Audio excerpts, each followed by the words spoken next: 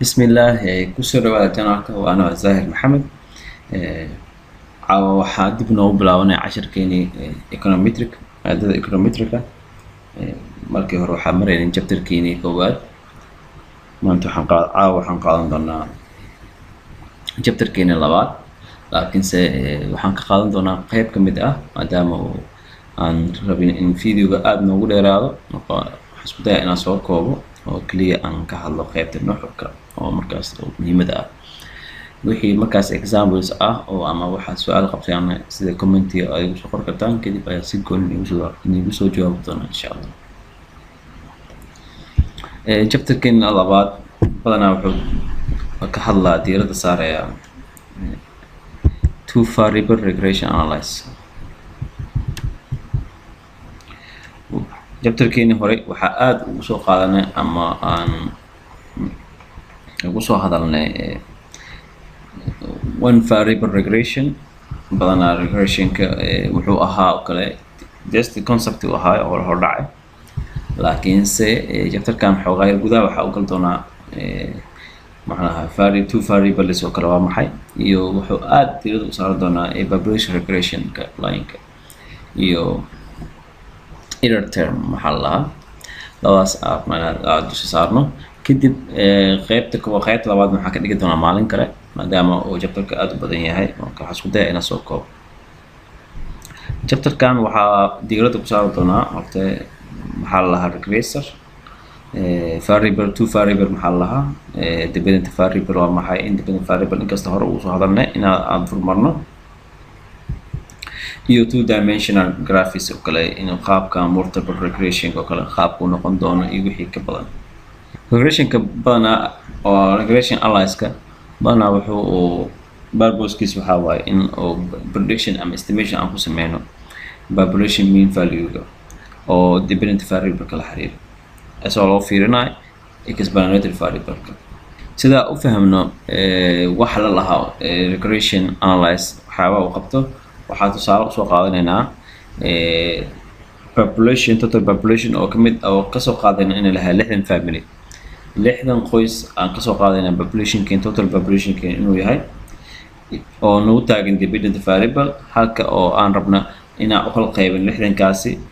ilaa 10 qaybood 10kaas qaybood oo ah based on income-kooda 10kaas family 60kaas family ayaa waxaa ka dhignay 10 group 10kaas group waxaa ku qaybina qaab oo income-kooda qaabka jeebkooda dhaqaalaha waxa soo galaa aan ku qiimeyn sidaa daadeeda waxaa dhahnay from 80 ilaa 260 inta u dhaxaysa 10ka group aan kula qaybinay sidoo kale meesha waxaa yaala weekly expenditure oo each family uu gal doono oo groupkaas ka mid ah oo aan ku sheegi doono table-ka hoos ku qoran marka loo eego qasab waxaad dareemaysaa mar walba in uu 60kaas family consumption-kooda ama expenditure-kooda mar walba different ka dhaxaysa midkii family-kiiba family ku dhagan taasoo oo macneed aan gaalka ka hadli doono laakiinse table-ka figure-ka 2.1 ayaan ku sheegi doonaa intay qaabka loo sameeyo xogta waa kana table-ka 2.1 daatada arabno in aan ku kor saarno population regression line wuxuu yahay sida halkan ugu jeedid halkan waa x waa groupkii oo based on their income ka ahaa marka income-kii oo dadkii reerkii soo galaya 80% weekly consumption-kooda oo each family waa kana total cost waa kana conditional mean of x and y waa kaas sidaa daraaddeed sida aan si faahfaahan ugu qorno waxaan tegi doonaa qaybteena analyzing oo caadiga page-keena oo background-keena saa u fahmno oo xisaabino see ku imaadeen sidaa table kusoo aragnay variable-keena x oo ahaa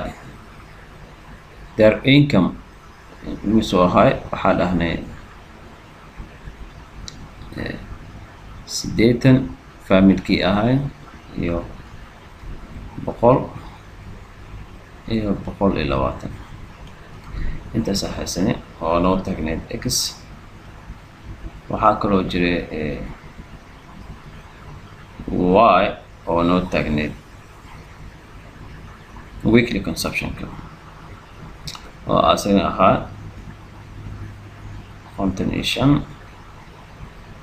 60 65 75 halka oo boqolka ahaa duubkay 65 70 74 80 85 kasoo qaad sii wadi karno oo soo koobaynaa 29 84 90 94 marka halkan aad si u fiiriso waxaad dareemaysaa in marwalba aad u jiro kala duwanaansho xagga familka marka familka macna iyagoo isla ah same income same income group isla ah oo average ahaantooda income-kooda oo 80 yahay haddana familieska xagga kan weekly consumptionka marka loo fiiriyo weekly consumptionka way ku kala duwan yihiin taasna waxaa sabab u ah markii aad rabto inaad xiriir aad soo saarto laba shay ama laba variable kaliya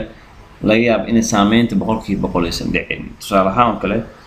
dadkan waxaa laga yaabaa oo 55 ah reerkan 70 ah in qoladan saameyn ku yeelato waxyaalo other factors aan ahayn income-ka waxaa tusaale u ah waxaa laga yaabaa size-ka oo reerka ah inuu saameyn ku yeesho in consumption-kooda uu yiraahdo maybe in uu other purpose oo kale like the geography location oo kale in uu yahay location oo high standard of living waxyaalo badan saameynaya dadka marka aan rabno soo qaado kale waxaa dhahnay average-kooda wuxuu noqday sida buugu sheegayo 65 70 85 taas macnaheed waa maxay mar walba oo income-ka uu kordho waxaa aragnaa in conditional mean-kooda oo conditional mean of y based on x in uu sii badanayo taas macnaheed waxay ku tusaysaa in mar walba income-ka hadduu kordho inuu saameyn ku yeelan doono inuu weekly consumption-kooda ama consumption-ka inuu kordho marka there is marka xiriir baa jira oo positive ah sidaa daraaddeeda marka anaga econometric aan joogno waxyaalaha diirada markaas aan saarno waxaa u noqonaa ma aha as individual family maxaa yeelay individual family ama family walba inaan si gooni ah aan u tixgelino marka econometric la joogo wax micno ma sameynayso micnaha waxaa sameynaya waa average-ka micnaha sameynaya average population-kaas waxaa loo baahan yahay hal average oo laga qiyaas qaadan karo inaan ka helno micnaha u weyn oo econometric waa sidaas ah sidaa daraaddeed an every family ama qoys walba isbedelka consumption-ka uu sameynayo anaga wax micno nooma yeelanayo sidaa daraaddeed waxaa mar walba diirada saaraynaa average-ka population-kaas wuxuu uu galo markaas oo consume gareynayo so marka variation-ka sababaha ku imaanaya waa kasna maxaa yeelay variation-ka ama kala duwanaanshaha qoyskan inay 55 isticmaalaan weekly qoyskan inay isticmaalaan 70 inay isticmaalaan qoyskan inay 55 isticmaalaan waxaa keenaya waxaa laga yaabaa income-ka iyo consumption-ka kaliya income-ka inuu saameynayna oo other factors oo jiro sida hadda hore ugu soo hadalnay sida size-ka sida daraaddeeda marwalba waxyaalaha aan aragno inaan hadda kaga hadalno oo ah error-ka aan kusoo xijin doono wuxuu aad u xiriir la leeyahay missing important variable inuu ka maqan yahay modelkaas ama markaas regression kaas. So haddii aan isku dayno inaan sawirno xogtan, maybe hadda isku daynaa inaan somehow graph ka sameyno. kan waxaa noo noqon doono x halkan y noo saar. Okay, so markii oo x 80 markuu ahaa 100 iyo markuu ahaa 120 xaggan conditional meankeena wuxuu noo ahaa 65 70 89. marka saas taagan tahay markaa rabno in 80 fiirino 80ka 55 wuxuu ahaa 55 oo halkan camal ah 60 oo halkan 65 xagaas 70 oo xaggan iyo 75 oo xaggan halka 100 uu ahaa 65 oo xaggan 70 oo xaggan 74 oo xaggan oo iska xaggan la kooseeyo iyo 80 oo xaggan okay, halka 120 74 ka bilaabanaya xaggaas okay, 84 xaggan 90 xaggaas 94 xaggan. marka saas ay tahay waxaan qaadan doonaa qaybihii la xiriiray qaybtii conditional meanka ah. hadda 60 iyo 80ka marka groupka income ahaa waxaa conditional mean uu ahaa 65 70 iyo 89 xaggan. marka waxaa u sameyn doonaa linekaas u sameyn doonaa. linekan marka aan sameynin waxaa la lahaa population regression line aan lahaa. badanaa wuxuu pass garayaa conditional mean value-ga of dependent variable given with the independent variable of saameeya. sidaa daraadeeda markaa taagannahay equationka micnaheedu waxaa waaye expected-ka conditional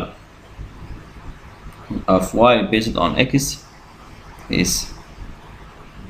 function of xi. sidaa daraadeed aan ku laabana xoogaa yar buuga si aan usoo ogaano tablekeena, maadaama inta tablekeena uusan dhamaystirnayn waxaan tegi doonaa buuga si aan u dhamaystirno. marka xaggan aad joogtid xaggan totalka ah badanaa markii aad fiirisid conditional meanka tableka waa kana markaa fiirino. marka waxaan rabnaa inaan ogaano conditional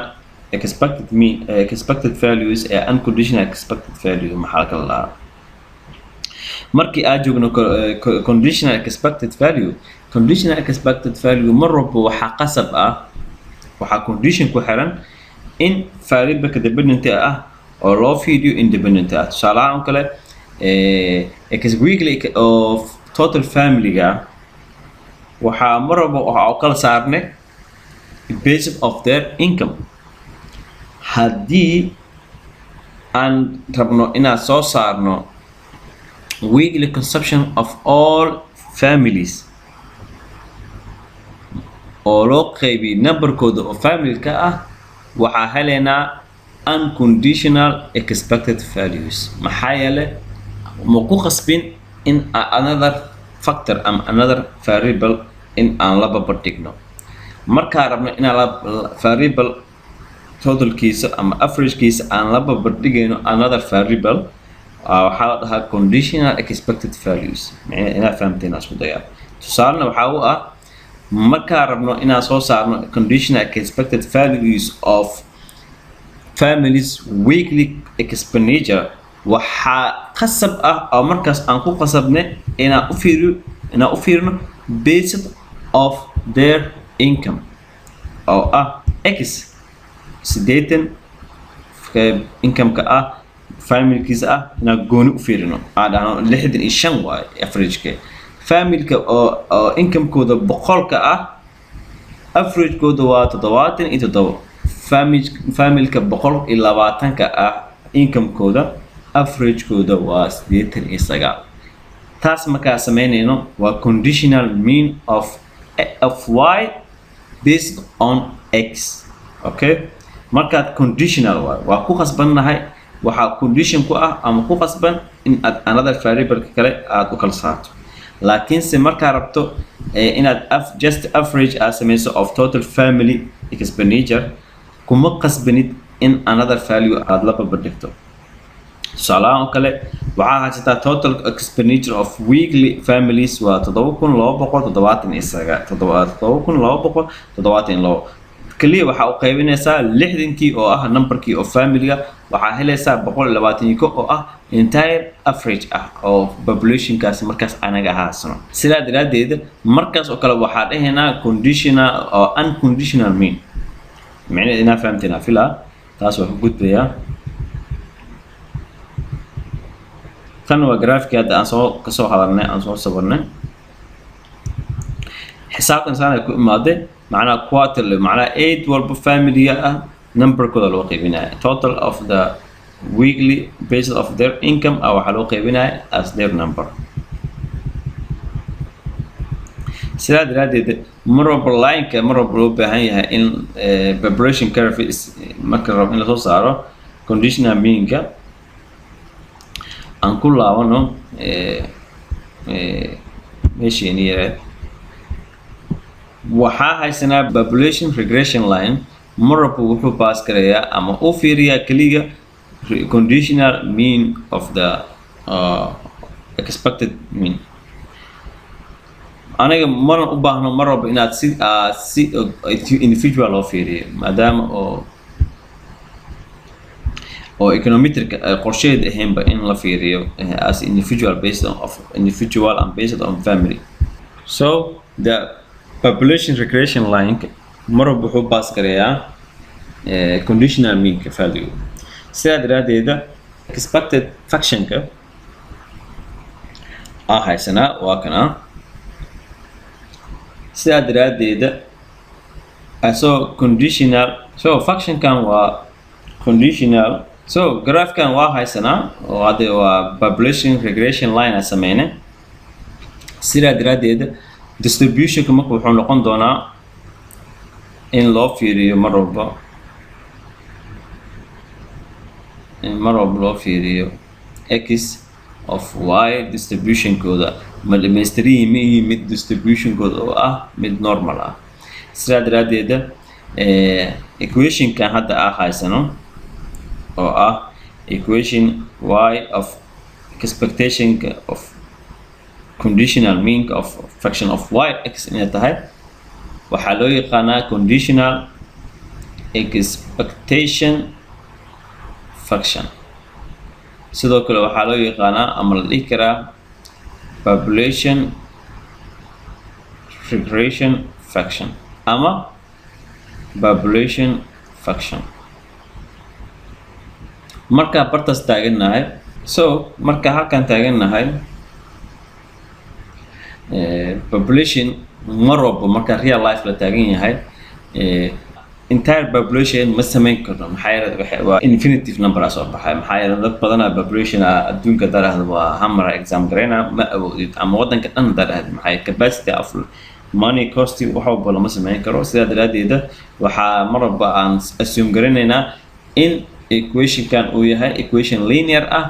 oona linear fraction ah sidaa daraadeeda waxaan ka dhigaynaa equation-keena inuu yahay linear fraction sidaa daraadeeda booskan waxaa noo galayo theta 1 plus beta 2 x I.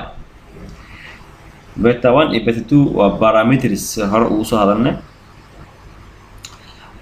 I na waa markaas variablekaas oo aan rabno inaan estimation ka galaayo. sidaa darteed labadan waxaa la lahaa parameters aan lahaa aan isku dhahaa. sidoo kale waxaa la lahaa intercept aan lahaa halkan kale stop sida cashirkeena hore kusoo qaadanay, ama mar walba waxaa kaloo noqonaya in markii aan joogno econometric labada ugu muhiimsan waxaa aan rabno mar walba inaan estimate gareyno waa parameterska oo ah muhiimadu ah labada meelood oo loo baahan yahay in la estimate gareeyo. marka equationkeena waxaa kusii hadal doonaa horta maxaa la lahaa linear, ereyga linear maxaa la lahaa emerson u kala baxaa. waxaan tegi doonaa buuggeeni oo aan kasii wadano. horta ereyga linearity-ga essential wuxuu u yahay marka rabo in oo estimation la sameeyo of the. horta ereyga linearity waxaa aad ugu soo hadalnay chapterkeena koowaad, laakiinse hadda waxaa galaynaa linearity meeqa u kala baxaa maxaasna la dhahaa. horta markii econometric la joogo ereyga linearity waxaa u kala baxaa laba way loo kala saaraa oo ah inuu yahay linearity in the variable iyo linearity in the parameters. marka linearity in the variable-ka waxaa marka hore ah oo laga fiirinayaa as geometrically waxaa laga fiirinayaa power of 1 hadduu ahayn oo mar walba the above of the power 1 yahay waxaa noqonaa linear oo noqonaa functionkaas. tusaale ahaan oo kale waxaa noo ah aan fiirino the variable oo markay tahay equationkeena oo expectationkeena value ama expectation conditional mean over y based on x waxaa dhahnay inuu yahay beta 1 plus beta 2 x I. xaggan markuu power 2 ka yahay waa non linear. hadduu mar walba x ama variable-ka oo power 2 yahay ama above 1 power 1 aysan ahayn waxaa waaye waa non linear. laakiinse saas markuu yahay waxaa kaloo jiro linearity oo ah parameter. sana waxaad tusaale ahaan oo ka dhigin karnaa equationkeena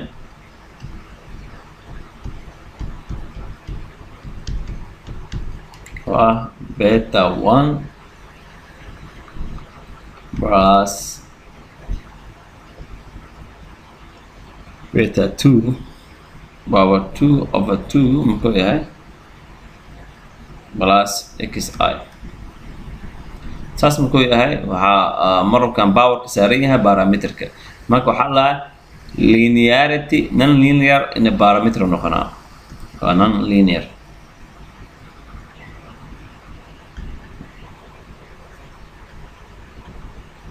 non linear in the parameter waa xaggana waxaa waaye non linear in the variable laakiinse wuxuu linear ka yahay in the parameter. kana cagsi waaye linear wuxuu ka yahay xagga variable-ka. variable-kana power ma saarno wuxuu saaran yahay batida. sidaa daraadeeda waa non linear in the parameter, linear in the variable. kana waxaa waaye linear in the parameter, non linear in the variable. maxaa yeelay variable mar power saaran. laakiinse marka econometric aad joogno mar walba waxaa fiirinaynaa waxaa muhiim noo ah parameterka. maxaa yeelay anaga waxa aad u tacaamulnaa parameterka sa estimation ku sameeynaa sida daraadeeda markii uu yahay linear non-linear in a variable waa ka socon karnaa waa qaadan karnaa linearity marba uu yahay graafku wuxuu noqon doonaa line xaga marka non-linear yahay graafka waxa laga yaabaa inuu noqdo marba uu curve-giisa uu qalocdo saas noqdo sida kan oo kale quadratic function oo kale marka noqdo kale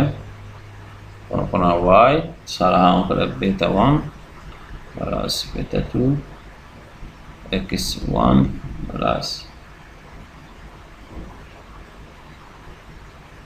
beta 3 x power 3 نقول رأيها okay so markii aan joogno kala non-linear in a variable waxaa jira wax la lahayo intrinsically linear waxaa la lahaa tusaale ahaan kale linear in the variable non-linear in a variable muxuu yahay ama variablekaas oo power saaran yahay waxaa transformation lagu sameyn karaa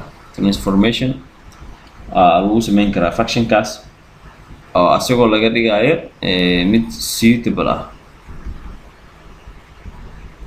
suitable transformation allah waxaa tusaale u ah haddaa soo qaadan oo kale tusaalahaan oo kale Cobb-Douglas function markaa fiiriso oo kale tusaale ahaan oo kale q marwalba waxaan ugu taagnaa ak infinitive of b markaa rabno in functionka ka dhigno oo kale oo aan ka saarno oo kale powerka ama saaran waxaa isku daynaa inaan isticmaalo log inaan isticmaalno si powerkaas meesha ugu saarno log of k log of b so marka xaggaas taaganahay waxaa filaya inaad fahamteen waxaa gal doonaa qaybteeni oo ka hadlaysay stochastic ama error term waxaa la lahaa error term wax weyn maaha oo kale waxaa kusoo koobaynaa function oo kale kusoo koobaynaa wax weyn maaha marka aad joogno individual level individual family waxaa haysanay tusaale ahaan oo kale number haysanay numberkaas aan haysanay iyo midka average-ka ah marwalba difference u dhexeeyo marka su-aasha taagan waxaa waaye relationship-ka ka dhexeeyo average consumption expenditure-ka group of family marka loo fiirinayo iyo average consumption individual marka loo fiirinayo average consumption-keena waxaa laga yaabaa inuu yahay oo kale 60 as individual laakiin as average waxaa qoran 65 so 65 waa I halkan oo noo ahaa expectation-kana oo noo ahaa expectation conditional mean value oo noo ahaa 65 so labadan marka kala jirno inoo tahay waxaa sameyn doonaa so labadan marka labadan kala jirno waxaa noo soo baxayo error oo ah errorkii oo stochastic error term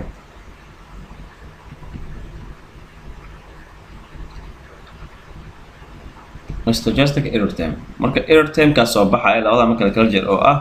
60kii oo ahaa individualki iyo midkii average-ka ahaa conditional mean-ka ahaa